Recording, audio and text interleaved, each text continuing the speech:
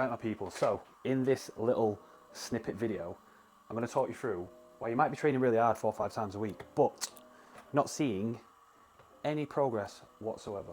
Now, usually when I get on a consult call and I'm talking to people, typically they're already in a position where they're going to a gym and they're training 4 or 5 times a week, maybe 3, whatever, depending on their schedule.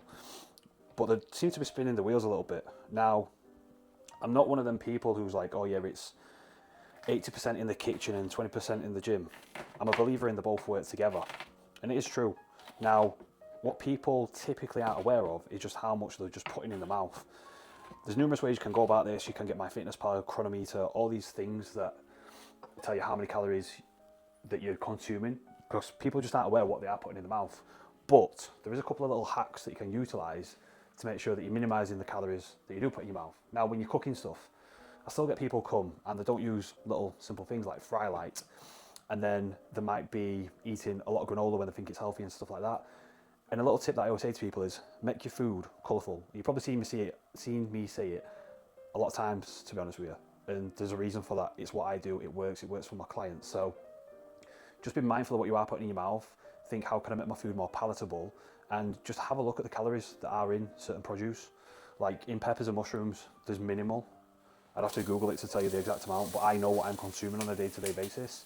And to be honest, most of the vegetables I do eat, I don't track either. I just see it as adding a bit more colour and flavour to my food. But right, if I'm eating loads and I run into digestive issues, I'll look at it from an holistic point of view. But what I'm about to consume is like a nice, satiable meal. Colour fills me up and sets me up for the day.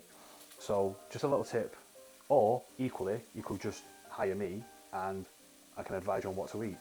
And my clients work in numerous different ways. They're not just all on macros. They're not just all on a set meal plan. Some people do like macros. Some people like a meal plan Monday to Friday and then macros on a weekend for a bit of freedom and flexibility. Some people like a rigid meal plan Monday to Friday and then a different meal plan on a weekend. Some people like a meal plan but with like 3 or 4 different options on each of their meals, again for variety, so their adherence increases.